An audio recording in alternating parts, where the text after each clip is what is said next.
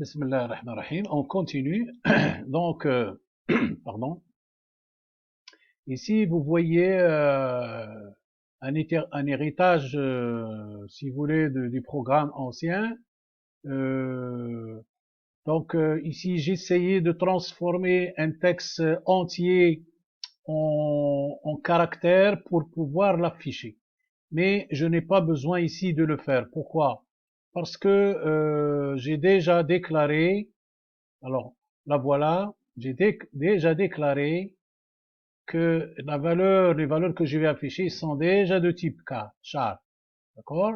Donc, si c'était int, par exemple, un entier ou bien un byte ou quelque chose comme ça, à ce moment-là, j'aurais besoin certainement d'utiliser un autre tableau pour pouvoir transformer une variable entière ou bien byte ou bien float en caractère. Mais là, je n'ai pas besoin. Pourquoi?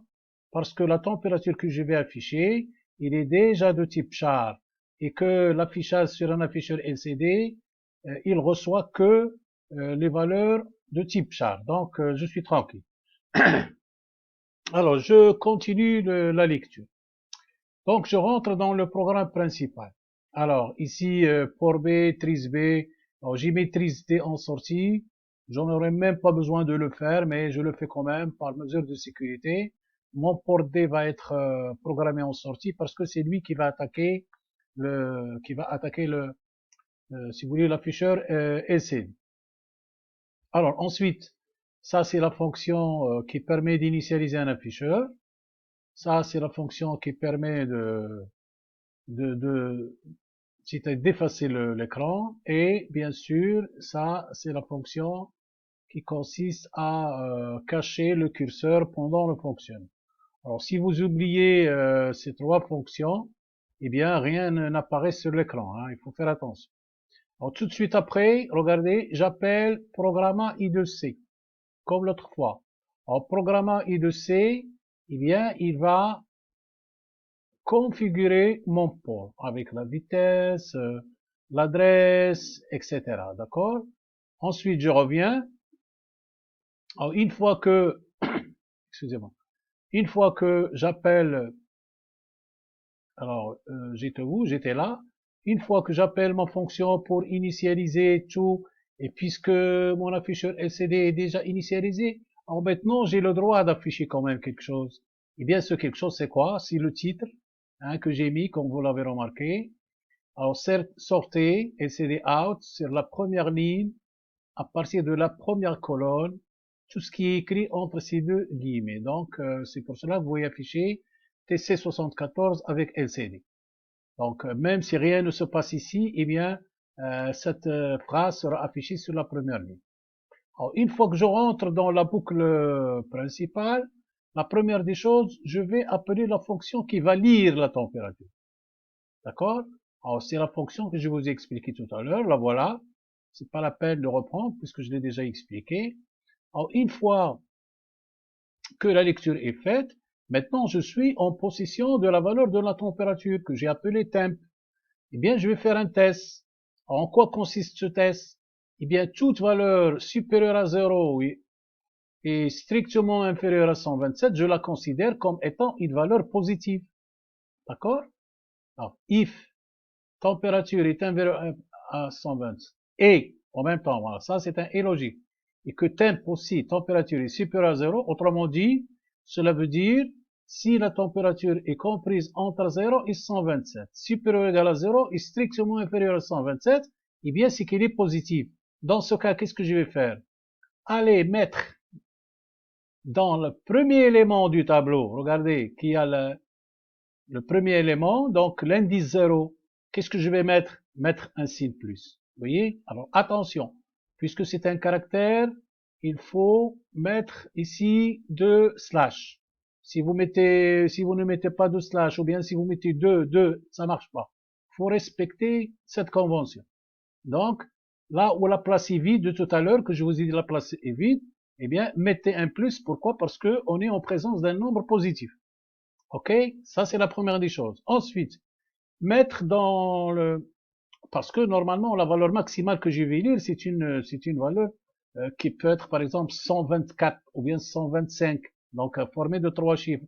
Le chiffre des centaines, donc juste après l'élément 0 qui est le signe, eh bien le chiffre qui est juste à droite, eh bien c'est celui des centaines. Alors comment le calculer? Ben, la même valeur que j'ai mesurée, divisé par 100, pour obtenir les centaines. Ensuite, pour obtenir les dizaines, eh bien ce sera cette fonction que je vous ai déjà expliquée. Par exemple, admettons que la valeur est 125. Alors 125 divisé par 100. Une division entière, ça va faire combien? Ça va faire 1. Autrement dit, dans 125, il y a combien de 100? Eh bien, il y a un 1. Il y a une seule centaine. Ensuite, 125 modulo 100. Autrement dit, quand vous divisez 125, le reste de la division de 125 par 100, c'est combien? Eh bien, c'est 25. Ça, c'est égal à 25. Et le reste de la division de 25 par 10, eh bien, c'est égal à quoi? Eh bien, c'est 2. Voilà, c'est fini. Donc, j'ai maintenant 1 ici et 2 là. Alors, voyons pour le 5. 125, le reste de la division de 125 par 100, eh bien, c'est 25. Le reste de la division de 25 par 10, eh bien, c'est égal à 5. Alors, vous allez me poser la question, oui, d'accord, mais pourquoi vous avez mis 48? Eh bien, 48, c'est le code ASCII2 du chiffre 0. Parce que là, si je laisse ça toute seule, et que je ne mets pas ça, les 48, eh bien, ça va rien afficher. Alors, on va le voir tout de suite. Donc, je vais supprimer ça. Regardez. Voilà, si je supprime ça, eh bien, c'est une équation qui n'a pas de sens. Hein. Il n'a pas de sens. Qu'est-ce que tu as là? Il ne sait pas ce que c'est. Eh bien, ça peut être un caractère, tout simplement. Alors, je le retire. OK. Alors, je laisse le 10 ici. Donc, j'élimine uniquement le 48. Alors, je fais la même chose ici. Voilà. Et voilà, donc j'ai terminé. Alors, je vais compiler et je vais voir ce que ça va donner. Alors, j'arrête, je redémarre et à ma grande surprise, je n'ai rien ici. Vous voyez? Donc, le plus 48, c'est quelque chose de très important. Alors, qu'est-ce que c'est que le 48? C'est le code ASCII2 du chiffre 0. Ou bien, si vous voulez, vous pouvez ne pas mettre ce 48, hein, ici, et vous mettez tout simplement plus, et entre, comme ça, vous mettez un 0. Donc ça, c'est le caractère 0, ça donne exactement la même chose, ok? Alors, je vais remettre les choses à leur place. Voilà, je vais répéter toutes les fonctions que j'ai faites. Voilà, donc ça va demander un peu de temps, mais c'est pas grave. Voilà, donc je crois que je suis tranquille. Alors, j'enregistre, je compile et je vérifie de nouveau, on sait jamais. Et voilà, ça marche. OK? Donc, j'augmente le signe plus, je diminue, j'obtiens le signe moins. Alors, j'arrête et je reprends mon programme. Donc, alors j'étais là. Donc, si je suis dans l'intervalle des températures positives, eh bien, la première des choses, c'est quoi? Mettre dans l'élément d'indice 0 du tableau ceci. D'accord? Et là, bien sûr, je vous ai déjà mis, donc j'ai pris l'exemple de 125, donc ça marche. Ça, c'est dans le cas où c'est positif. Sinon, alors là, c'est le contraire de là. Alors, qu'est-ce qu'il va faire? Il va prendre le chiffre, et puis ce temple ici n'a pas de signe, hein, et il va faire le complément 1, il va le filtrer avec un et il va ajouter 1. Donc ça, c'est ce que j'ai expliqué l'autre fois, c'est le calcul du complément 2. Eh bien, dans ce cas, temp, c'est un nombre négatif. OK? Alors, je fais la même chose, remplacer le premier élément de tableau, cette fois-ci par le signe moins.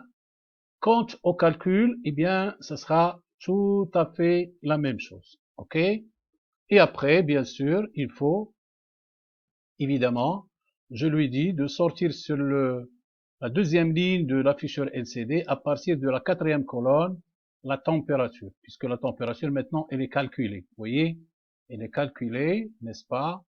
Donc tout est là. Alors puisque si je calcule tous les éléments du tableau, l'élément 0, l'élément 1, l'élément 2, l'élément 3, eh bien, donc température, puisque c'est un tableau, je mets ici température. Il sait que c'est un tableau. D'accord? Il va bien sûr pointer sur l'élément d'indice 0 pour commencer. OK? Voilà. Donc, je fais cette opération toutes les 30 millisecondes. OK? Voilà. J'espère que vous avez compris. Et vous suivez maintenant à la lettre. Donc, il faut apprendre ces petites choses. Vous voyez, c'est pas compliqué. Alors, merci de votre attention et à la prochaine vidéo, Inch'Allah.